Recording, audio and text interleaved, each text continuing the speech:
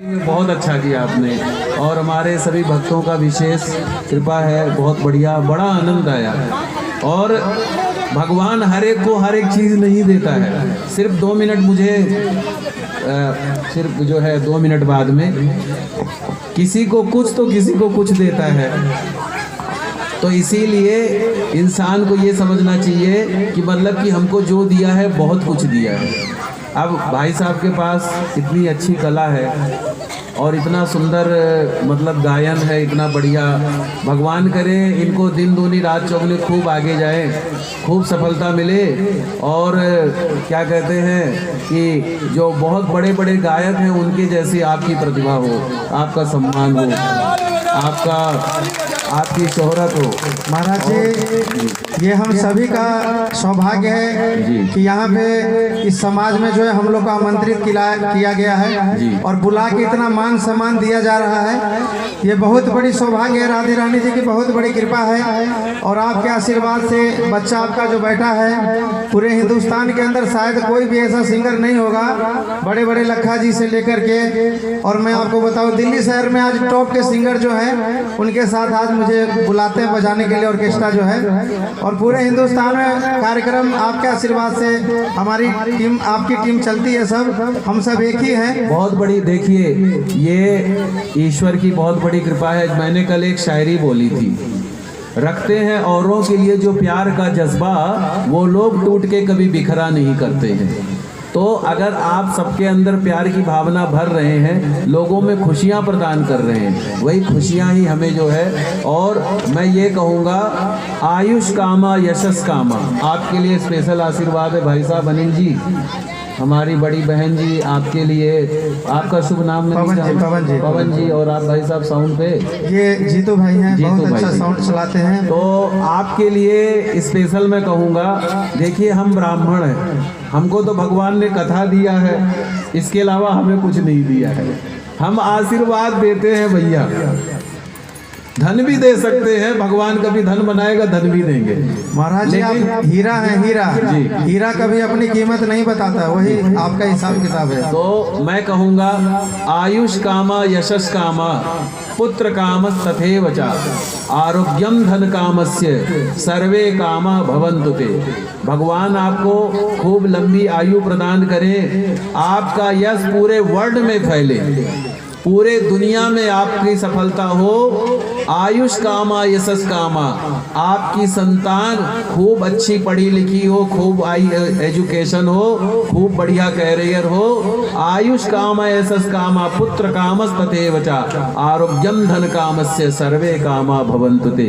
आपकी जो कोई इच्छा रह गई हो, भगवान बाके बिहारी जी वो इच्छा आपकी पूरी करें। बोलिए श्री कृष्ण भगवान की जय हो। देखिए बहुत बड़ा प्रेम है, मैं तो सिर्फ आपको यही दे सकता हूँ। और दूसरा, आप सबको भी बहुत बहुत आशीर्वाद, बहुत बहुत जो है भगवान की कृपा रहे।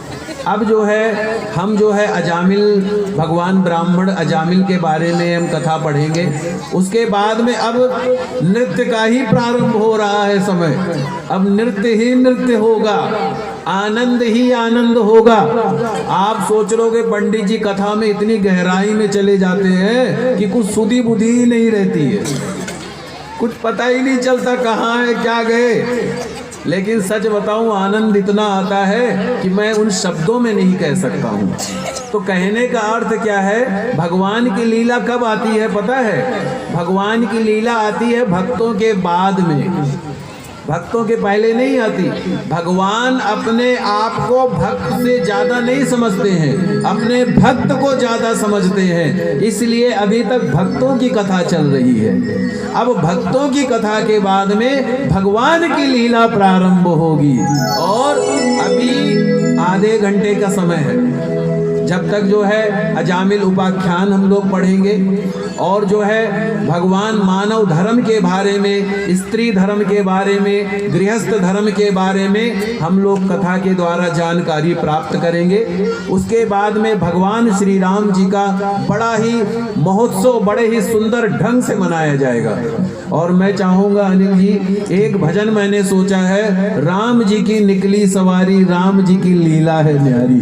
जय श्री राम। इस भजन को आप जरूर सुनाएं, ये मेरी हार्दिक इच्छा है। और एक भगवान का जन्म महोत्सव के ऊपर कोई बढ़िया सा भजन, अभी अगर कोई भजन है तो आप उसके द्वारा फिर मैं अपनी क्या हम सब की भगवान की कथा प्रारंभ करें। बोलिए श्री बांके बिहारी लाल की जय। एक छोटा सा भजन आप कर सकते हैं, उसके बाद में कथा कर। आइए श्री रामचंद्र भगवान की जय। सजा दो घरे को गुलशन सा, क्या बात है, घरे को गुलशन सा, अवध में राम आए। सजा दो घर को गुलशन सा, अवध में राम आए। सजा दो घर को गुलशन सा, अवध में राम आए। अवध में राम आए हैं, अवध में राम आए हैं। अवध में राम आए, अवध में राम आए। अवध में राम आए, लगे कुटिया भी दुल्हन से, लगे कुटिया भी दुल्हन से, लगे शृंगार आए। सजा दो घरे को गुलशन सा, सजा दो घरे को गुलशन सा, अवध में राम आए। राधे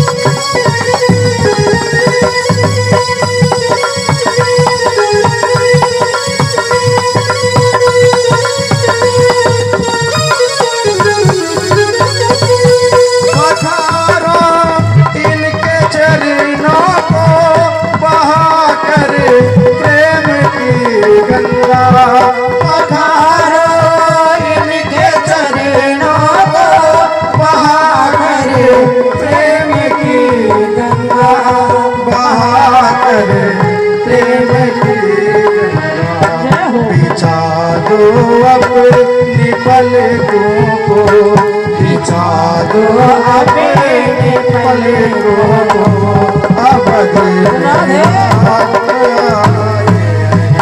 सजा दो घरे को गुलशन सा, अवध में राम आए।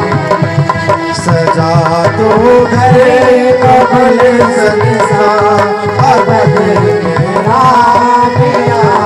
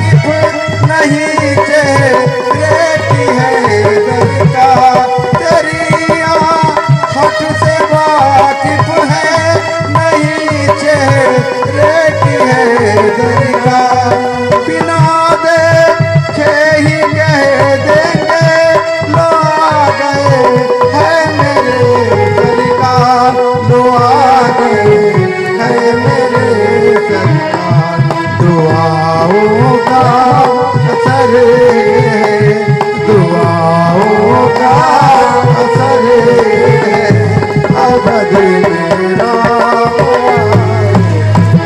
सजा दो घरे कबले संसार, सजा दो घरे कबले संसार, अवध मेरा सजा दो घरे कबले संसार, अवध मेरा सजा दो घरे कबले संसार, अवध मेरा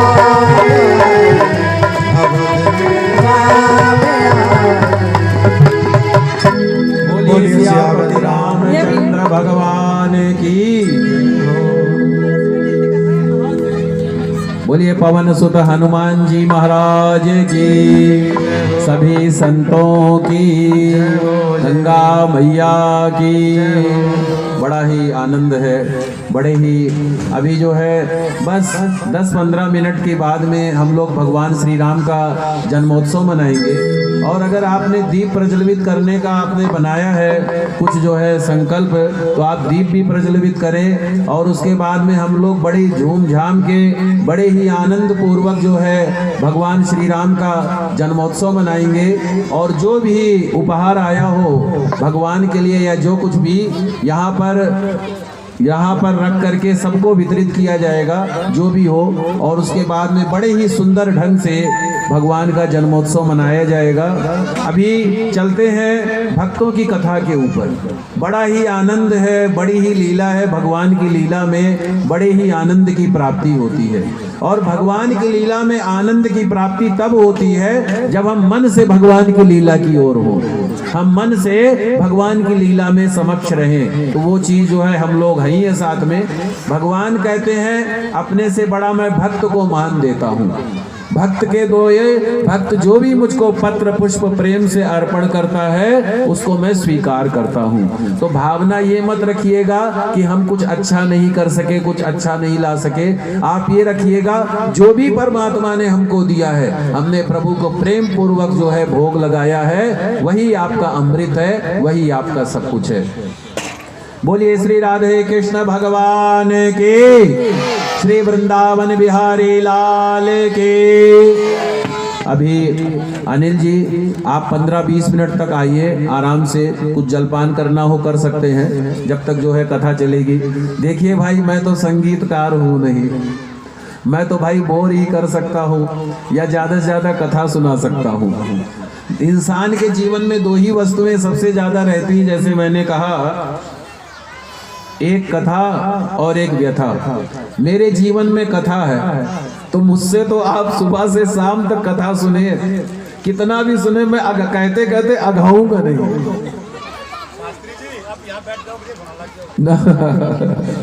लेकिन भगवान सबको सब कुछ अलग अलग प्रतिभा दिए होते हैं।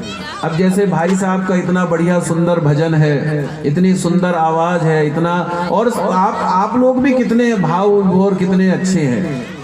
तो कहने का अर्थ ही क्या है, लेकिन जो भी दिया प्रभु ने सबको बहुत कुछ अच्छा दिया है, बहुत कुछ बढ़िया दिया है। तो आप सभी को मैं बहुत बहुत साधुवाद देता हूँ। एक अजामिल नाम के एक ब्राह्मण थे। वो ब्राह्मण बड़े ही अच्छे उपदेशक थे, बड़े ही ज्ञानी ध्यानी थे, पर एक संग दोष के कारण उनको भी जो है बड़े ही कष्टों का अनुभव करना पड़ा। संग का बहुत गहरा प्रभाव पड़ता है हमारे जीवन में।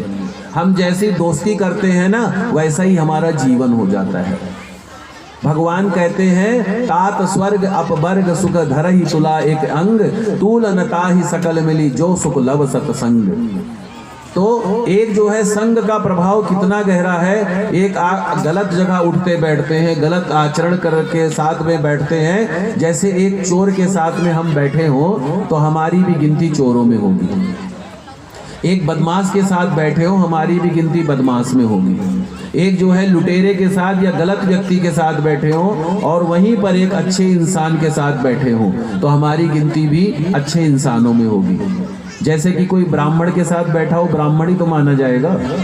है कोई गलत, तो कहने का मतलब जब कभी कोई गलत काम होता है, जब पुलिस कोई छापा मारती है, किसी के यहाँ कोई गलत चीज पकड़ी जाती है या कोई चीज, वो ये थोड़ी कहता कि आपने नहीं किया, आपके घर से मिली है ये वस्तु, आपके यहाँ से मिली है ये वस्तु, इसलिए आप दोषी हैं। इतना गहरा प्रभाव पड़ता है संग का। तो और अगर आप अच्छे लोगों के साथ में बैठे हैं तो आप भी संतों में आते हैं, ब्राह्मणों में आते हैं, विद्वानों में आते हैं। संग का बहुत गहरा प्रभाव पड़ता है और ये संग की ही महिमा है। मैंने जैसे कहा था, ब्राह्मण होने के बावजूद ऐसा जरूरी नहीं कि ब्राह्मण होकर के भी भगवान का प्यारा हो जाए। जो भगवान के नजदीक बैठा उसको भगवान की भक्ति मिल जाए। जरूरी ये है जो दूर रह करके भी अपने आप को भगवान के चरणों में लगा दे, उसको सबसे बड़ी भक्ति की प्राप्ति होती है। तो कहने का अर्थ क्या है मेरा, अजामिल नाम का ब्राह्मण बड़ा ही ज्ञानी था, बड़ा ही ध्यानी था। भगवान का पूजा पाठ करना, कथा भागवत करना, संत सेवा करना उसका नित्य का नियम था। और उसकी जो है युवती, उसकी सुंदर स्त्री, बच्चे, घर परिवार सब कुछ बड़ा संपन्न था, विद्वान था। लेकिन एक दिन कहीं से पूजा पाठ करके जा रहा था, हवन आदि करा करके, रास्ते में उसने कुछ ऐसी वस्तु देख ली कि उसको देखने के बाद में उसकी सोच बदल गई। उसने जो है कुछ गलत कार्य होते हुए देख लिया, तो जो है अपने मन को बड़ा ही रोकने का प्रयास किया कि मैं इस तरफ ना जाऊं। अपने ज्ञान के द्वारा बहुत ही ज्यादा चर्चा किया, इसको मैं ना करूं। पर कहते हैं कि अगर आप गलत आदमी के साथ बैठते हो, गलत लोगों का संग करते हो, गलत आचरण करते हो, आप कितने भी पवित्र क्यों ना हो, आप अपवित्र हो ही जाओगे। इसीलिए तो महात्मा तुलसीदास जी कहते हैं, क्या कहते हैं कि भगवान नरक में मुझे या मतलब भेज देना, पर मुझे गलत लोगों का संग मत देना। और इंसान के बनने और बिगड़ने का सबसे बड़ा कारण संग का ही होता है। जैसी दोस्ती करोगे वैसे ही हो जाओगे, और कुछ नहीं करना है। जैसे लोगों के साथ उठोगे बैठोगे वैसे ही हो जाओगे। वो ब्राह्मण ने जा करके एक दासी के ऊपर मोहित हो गए, अजामिल नाम के ब्राह्मण। उनकी सुंदरता पर मोहित होकर के उन्होंने कहा, मैं आपसे विवाह करना चाहता हूं। तो भाई दासी को क्या चाहिए, धन चाहिए। बोले ठीक है, आप हमें धन दो, हम आपसे विवाह करेंगे। हमें ये मतलब थोड़ी है आप पंडित हो, ये हो वो, हमें तो पैसा चाहिए, जहां से पैसा मिलेगा हम उसके हो गए। और अजामिल नाम के ब्राह्मण ने उस दासी के साथ में मतलब कि उस गलत के साथ में विवाह कर लिया। विवाह करने के फलस्वरूप अपनी युवती को, अपनी पत्नी को घर से निकाल दिया। और जो पूजा पाठ के कर्म में संलग्न रहता था, कथा भागवत में संलग्न रहता था, एक दोष के कारण, गलत संग के कारण अपनी पंडिताई छोड़ दी, पूजा पाठ का कर्म छोड़ दिया। पूजा पाठ का कर्म छोड़ करके चोरी डकैती करने लगे। काम सारा करो भाई, जिसके साथ गीता में भगवान वैसे ही तो हो जाते हैं। हे अर्जुन, और धीरे धीरे क्या हुआ कि उसने जा करके मुझे अपने आप को समर्पण कर देता है और इतना सर्वस्व हो गया, इतना विख्यात हो गया। जब वो आ जाता था कई मील दूर से, पता चल जाता था अजामिल आ रहा है। आपने भगवान को डर के मारे छिप जाते थे, स्त्रियां घर से बाहर नहीं निकलती थी, पूरा गली सुनसान है, अजामिल आ रहा है। अभी एक खून करके आए, भगवान के सामने हाथ जोड़ लिया। भगवान कुछ वर्ष पहले जो एक बड़ा ही ज्ञानी ध्यानी ब्राह्मण हुआ, किसी का चोरी करके बड़ा ही अच्छा उपदेशक हुआ, किसी का कुछ बड़ा ही अच्छा ज्ञानी हुआ, किसी के साथ बेईमानी को भगवान माफ करना, वो बेईमानी के दोष के कारण है, पर दोष के कारण, काशी के विवाह के कारण, हमारे मन में प्रायश्चित का भाव बोला जाए, गलत स्त्री के आचरण के कारण अपना जीवन नष्ट भ्रष्ट। आप अपने जीवन में जो धारण करोगे वही काम क्या करने लग गया, चोरी डकैती मार काट, इसी में अपना जीवन बिताने। भगवान का नाम लिया है जीवन भर, तो क्या हुआ, एक बार क्या हुआ, एक महात्मा वहां से गोपाल ये आएगा उसके घर के आगे, और अगर आपने मन में बोले भाई हमें कुछ भिक्षा दे दो, सुंदर स्त्री के पीछे भागे, स्त्री ने कहा यहाँ भिक्षा नहीं मिलती है, यहाँ जो भिक्षा के पीछे भाग जाती है, मेरा नाम चुपचाप निकल लो, मेरा ये होगा। आपको अगर यहाँ टिक गए अजामिल छोड़ने वाला नहीं है। नाम जो माल होगा वो तो लेगा पैसा शरीर सब यही का यही। बोले भाई कुछ भी हम यहाँ से तो भिक्षा लेके ही जाएंगे। में जब मौत आती है एक तक्षण टाइम नहीं लगता है। अजामिल के 4 पुत्र थे और तो क्या हुआ भाई चौथा जब बेटा हुआ तो बोले नामकरण कर दो। ये ऐसा वैसा ये हृदय बड़ा ही पवित्र होता है। जो सच्चे संत होते हैं वो दूसरों का भला करने में परोपकार करने में ही अपना जीवन निर्वाह करते हैं। इतना सुंदर जो है चरित्र संतों को लगा कि भाई इसका उद्धार कैसे होगा, तो अपने आप को समर्पण करते हुए इतना बढ़िया जीवन को कर्म का पथ और अब ये गलत आचरण कर जीवन को धारण करो। इसको तो नरक की योनि में आपको धारण कर जाएगा। अपने आप को समझो। तो उन्होंने बोले भाई पंडित जी इसका बच्चे का नाम कि मैंने कहा कि 2 चीजें तो सत्य है, इनके सिवा कुछ भी सत्य नहीं है। अच्छा जी, भगवान शंकर कहते हैं माता पार्वती से वो क्या कहते हैं, उसका कार्य ही था अजामिल का भगवान मार करना, डकैती मारना, लोगों को दुखी करना, सताना कोई, और इसी को करते करते भगवान शंकर है माता पार्वती से एक बात जब वृद्धावस्था को प्राप्त हो गया, बुढ़ापा माता पार्वती बुढ़ापा आया तो बुढ़ापा निशानी है कि भाई मुझे संसारी जीवों के बारे में बताइए, भगवान को याद धर्म के बारे में बताइए, कर्म के बारे में बताइए, मर्म के बारे में बताइए, सत्य के बारे में बताइए, असत्य के बारे में बताइए।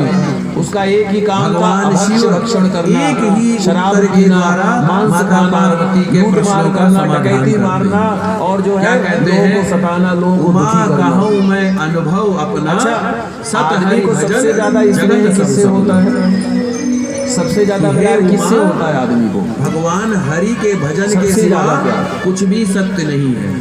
सबसे ज्यादा प्यार आदमी को अपने बच्चे से, हमारे सामने ग्रंथ भी पढ़ा है, अपने माँ बाप से भले प्यार भाई सामने सबको गीता की पुस्तक, अपने भाई बहनों से भले प्यार ना करे, अपने पति से भले प्यार ना करे, गीता का पाठ पत्नी अपने पति से भले प्यार ना करे, और जो करे कभी भी अपने बच्चे को प्यार ना करे का पाठ करे।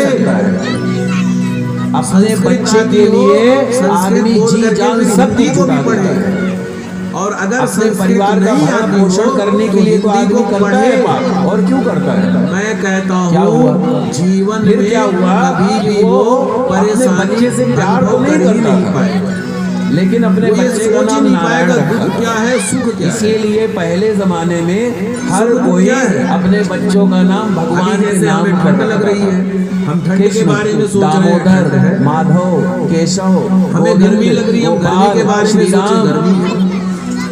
ऐसे नाम रखते कथा हो रही थी कलश, और आजकल अपने बच्चों का क्या नाम रखते हैं, हमने सोचा लाइट चली गई तो जीव जंतु पशु पक्षियों के नाम लाइट आ गई तो फिर सुख हुआ, चीकू टीकू। तो कहने का अर्थ क्या है कि हमें हर चीज में समभाव रखना चाहिए, ऐसे नाम में हमें समभाव रखना चाहिए, तब हमें जो है उनके ऊपर हम नाम रखते हैं, नहीं होती है। भगवान का नाम कहते हैं, और मैं कहता हूँ कि आप भगवान की कथा को सुनो, आप भगवान की कथा को नहीं सुनोगे जीवन में, पर बच्चे की कथा को जरूर चीजें बताई हैं, इस चीजों को जो तो कहने का अर्थ क्या है कि मैं आदमी सबसे ज्यादा देता हूँ बच्चों से प्यार करता है। मेरा फोन नंबर भी आप बच्चों के लिए ही वो जीता है, मरता है, कहेंगे पंडित जी हमें ये परेशानी क्यों हुई, और अगर कोई ये कह रहा है बच्चों के लिए नहीं कर रहा हूँ करेंगे, आपको उस चीज की परेशानी कभी हो, चाहे उसका बच्चा नालायक हो तब भी वो बच्चे को प्यार करता है, चाहे बच्चा लायक हो तब भी प्यार करता है। आप मन से कहते हैं ना अच्छा सोचते हैं, मन से किसी के बुरा सोचते हैं, तुरंत उसको लगता है सच्चा कि बेटा अगर लायक होगा तो बहुत कुछ बना लेगा, नालायक होगा सब कुछ बिगाड़ देगा। फिर भी भगवान न करे अगर किसी का बच्चा मन बुद्धि का होता है, कोई परेशानी होती है, पल पल उसको दुख सताता रहता है। तो कहने का अर्थ क्या है, और वो दुख जो है बड़ा मन में ये धारण करते रहना चाहिए बच्चे के लिए भगवान को प्रयास करता कितना सब कुछ। तो इसीलिए जब अजामिल का अंतिम समय आया, यमराज के दूत अजामिल को लेने के लिए आए, तो भय के कारण जो डर के कारण अजामिल नाम मन में बताना नहीं है, मन में ये भावना रखो ये मेरा गोविंद करवा रहा है मुझसे, वो इसलिए नहीं मेरा गोपाल करवा रहा है, मतलब कि मन में ये भावना रखते हुए चलो। ये भावना रखते हुए मत चलो ये मैं कर रहा हूं। दूतों को जब जीवन में जो कुछ भी डर के मारे अच्छा हो रहा अपने है, मृत्यु बुरा के हो डर के रहा मारे है, सब कुछ भगवान को समर्पण करते अपने हैं। बेटों को बुलाने लगे। अगर ये थोड़ी भगवान पता को था कि सब भाई कुछ बेटे का नाम समर्पण नारायण है, यमराज के दूतों को भगवान को सब कुछ समर्पण करते हुए चलोगे, जीवन में कभी परेशान अच्छा, नहीं होगे। जैसे कि मैंने कहा जन्म जन्म मुनि जतन तो कराही, कहने का अर्थ क्या है, प्रभु भगवान आवत को नाही। अर्पण करते हुए चलो कि बड़े भाग्य मन से में ये भगवान भावना का रखो, नाम जो कुछ सुमिरन भी है करने सब का भगवान का। अवसर प्राप्त होता है। आपकी तो दुर्गति अजामिल ने जैसे ही नारायण नारायण कहकर पुकारा, उसी मौत समय आएगी, भगवान विष्णु तो के दूत भगवान का वहां पर नाम आ गए। आएगा, क्योंकि उसको बोले याद भाई करो, हम मैंने इसको किसको लेकर याद के करते जाएंगे, हैं? उधर जो है यमराज के और दूत अगर बोले भगवान का हम नाम इसको लेकर आएगा के तो जाएंगे। क्या होगा? दोनों में आपस जन्म में कहा जन्म सुनी मुनि होगी। जतन कराही, बाद में अंतराम भाई सत्य प्रभु की जय आवत हुई नाही। और भगवान विष्णु बड़े के ही भाग्य से दूत भगवान अजामिल का को दर्शन लेकर के मिलता है, भगवान वैकुंठ का। लोक को गए। तो जो है तक्षण तो जो कहने है, का अर्थ ये है भगवान जब का डर नाम के ध्यान कारण, करते हुए चलना है, भय के कारण भगवान का आदमी स्मरण करते हुए जब अपने जीवन भगवान को का बिताना नाम है। लेता है बोलिए श्री उसका राधे उद्धार कृष्ण हो जाता भगवान है। की तो अगर हम लोग गोविंद प्रसन्नता के साथ गोपाल में की भक्ति भाव के साथ में भगवान भोलेनाथ की कथा की चर्चा हो तो रही क्या है। कल हमारा हमने कल्याण नहीं भगवान होगा? भोलेनाथ का विवाह उत्सव मनाया हमारा बड़े तो ही जरूर धूमधाम कल्याण से। होगा। आज हम जो तो है कहने का भगवान अर्थ श्री क्या राम का है, जन्मोत्सव इसीलिए मनाएंगे। भगवान नाम की ये महिमा और बताई गई है। अगर कुछ प्रसाद की बोलिए व्यवस्था श्री है या नारायण कुछ भी है, भगवान प्रसाद की, बहुत है, प्रसाद की कमी श्री नहीं। लक्ष्मी कहने का नारायण अर्थ क्या है भगवान कि की। अभी जब भगवान श्री अब राम आप का सोच रहे जन्मोत्सव हो कि मनाया संगीत जाएगा, वाले भाई तब साहब उस तो हम प्रसाद लोगों की को व्यवस्था खुशी में नचा देते हैं। जो है हो जाए। पंडित उसके जी बाद ऐसी में बात श्री राम का बोलते हैं, विवाह कोई ना कोई उत्सव उनकी बात और बोलते बड़ी रहते हैं। सुंदर सुंदर कथा कोई है। ऐसी बात भी आज बोलो जिससे ज्ञान के ऊपर प्रसन्नता ज्यादा हो, चर्चा है, जिससे जो है सुख मिले। ज्ञान के लेकिन ऊपर ज्यादा कथा भी चर्चा की एक जा हमें रही ये है कथा बताती में। है, अभी इस कथा के बाद में आपको अजामिल के ब्राह्मण की द्वारा कथा के बारे में हमको सुनने का जीवन अवसर जीने प्राप्त का होगा। सही ढंग आइए हम प्राप्त भगवान होगा। भोलेनाथ के हमको भजन की ओर अग्रसर जीवन होते जीने हैं। का सही भगवान तरीका भोलेनाथ प्राप्त का होता है। गुणानुवाद करते हमें हुए कैसे रहना चाहिए, सुमधुर क्या भजनों करना से हम चाहिए, अपने क्या जीवन नहीं को करना धन्य चाहिए, बनाएं। ये कथा के द्वारा जय श्री आपको कृष्ण। जानकारी मिलती है। भाई हमको तो भगवान ने जैसे कहा कथा की ही जानकारी दे रखी है, अपनी कथा के ही बारे में बता रखा है, वही मैं बता रहा हूँ। और जैसे कि पहले भक्त की कथा आती है, फिर भगवान की कथा आती है। तो अजामिल सबसे बड़ा ब्राह्मण हुआ। उसने कैसे ब्राह्मण सबसे बड़ा हुआ? अंत समय में उसके मुख से गलती से डर के मारे भगवान का नाम निकल गया। तो ये महिमा है। उसके बाद में भगवान कहते हैं, अच्छा अब हम लोग जो गलत काम करते हैं उसका भी बता रहा हूँ। अगर गलत काम कर रहे हो उसके द्वारा क्या क्या हो रहा है उसको बता रहा हूँ। सुखदेव जी परीक्षित जी को यात्रा के बारे में बताते हैं, कौन से जीव के व्याकरण करने से किन किन लोगों की प्राप्ति होती है। कहते हैं जो दूसरों के धन को लेते हैं और जो है दूसरे के संतान का हरण करता है, उसको पवित्र नामक रत्न भगवान कहते हैं। और इस तरीके से जो दूसरों को धोखा देता है, जो दूसरों के साथ विश्वासघात करता है, उसको भविष्य में भेजा जाता है। और जो दूसरों से द्रोह करके ईर्ष्या करके सिर्फ अपने परिवार का पेट भरने में लगा रहता है, उसको रौरव नरक में भगवान गिराते हैं। मैंने जैसे कहा कि आप ये देखिए कि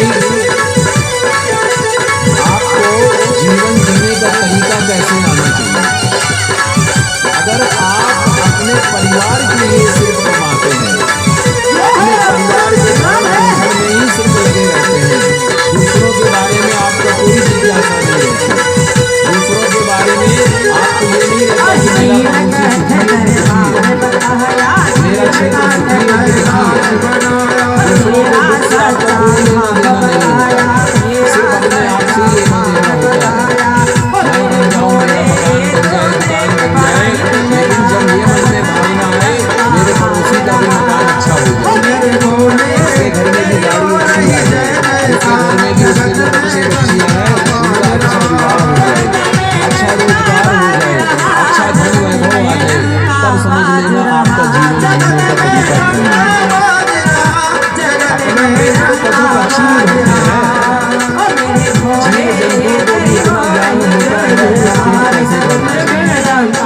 अपना पेड़ रखते हैं, आप जीव जंतु पशु पक्षी के साथ अपने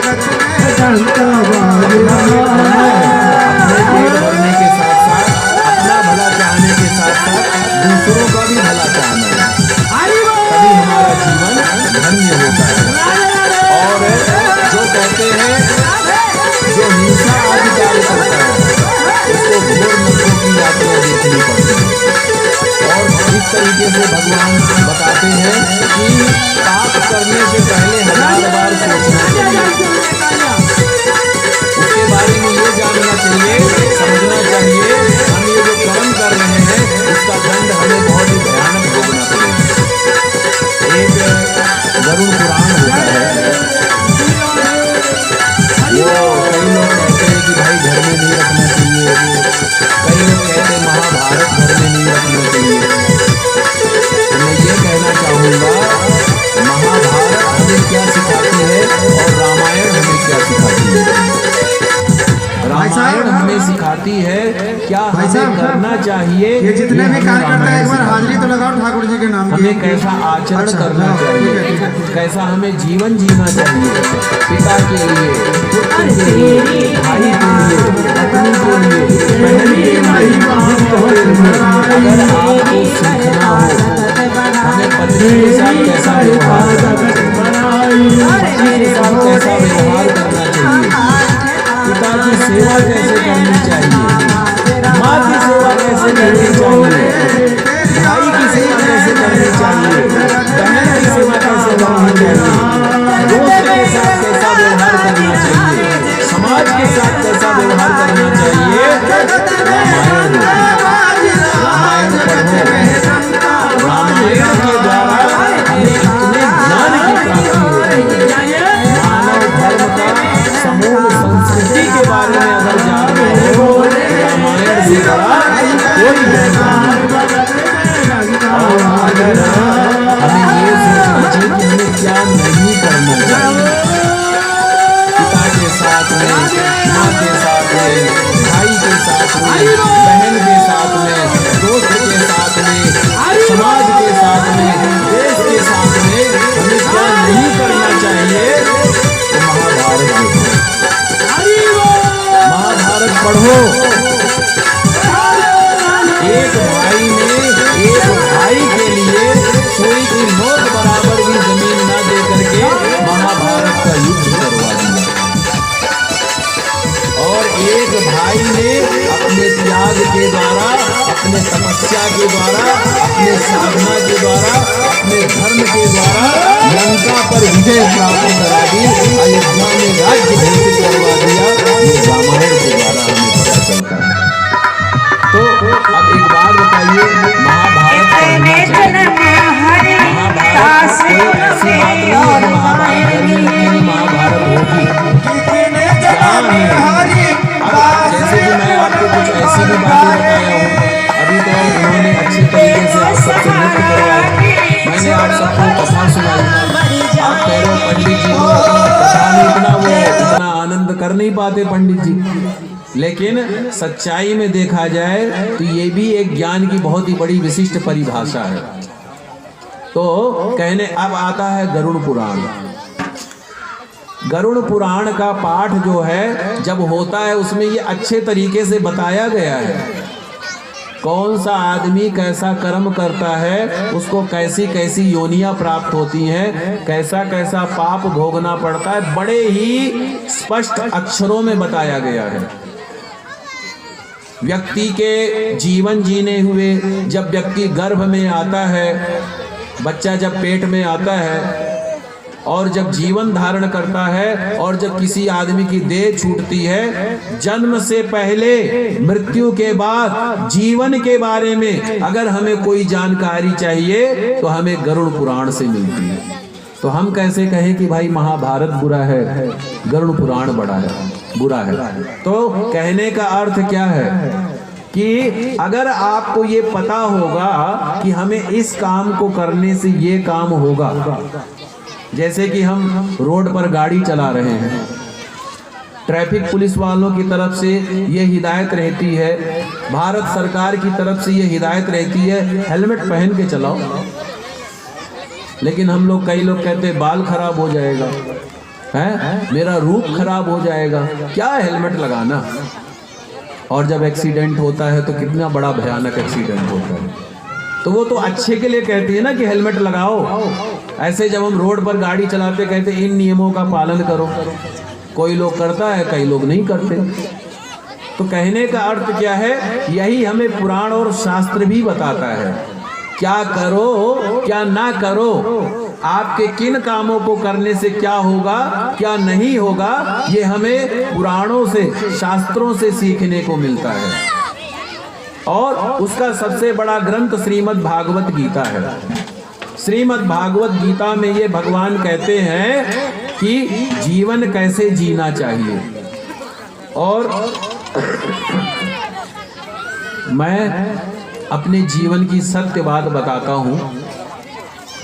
मेरे जीवन में अगर कुछ सफलता है, अगर कुछ अच्छी चीजें हैं, अगर कुछ मेरा नाम है, यश है, प्रसिद्धि है, धन है, दौलत है, ये सब श्रीमद् भागवत गीता का पाठ करने की वजह से है।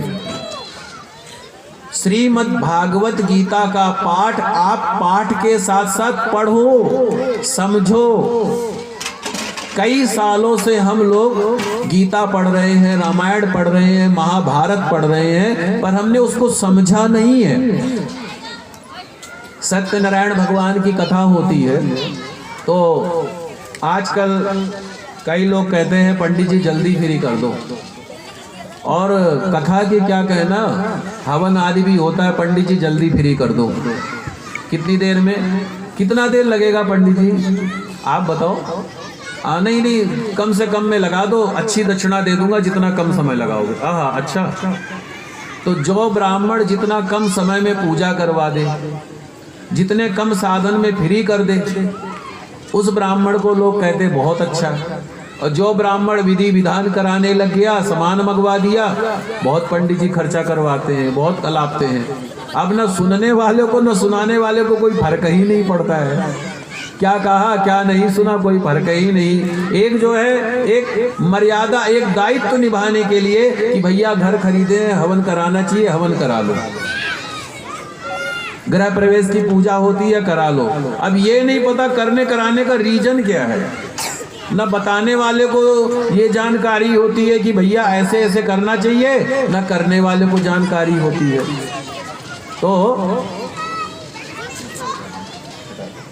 तो कहने का अर्थ मेरा ये है कि जब तक हमें जानकारी नहीं होगी तब तक हम बताएंगे क्या।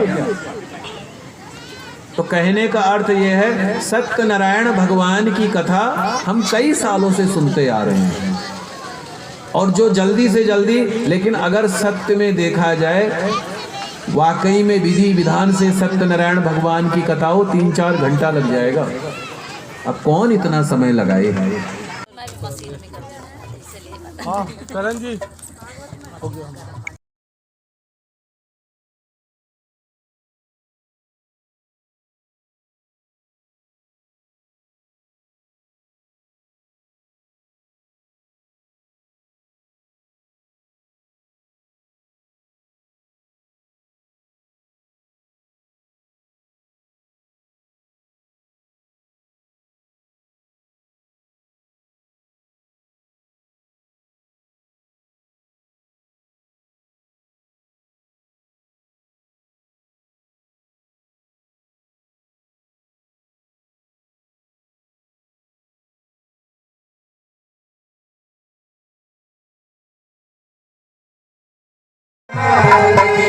भागवत भगवान की है आरती, पापियों के पाप से है तारती।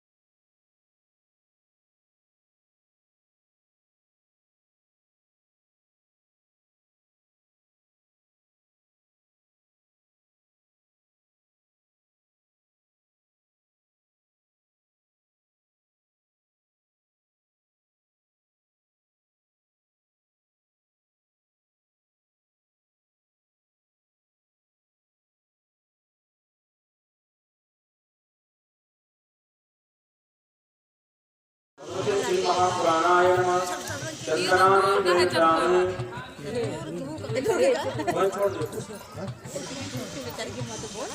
अक्षरं समर्पयामि नमः समर्पयामि नमः शिवाय नमः धूपं दीपं दर्शयामि नमः दीपं समर्पयामि नमः नैवेद्यं निवेदयामि इदं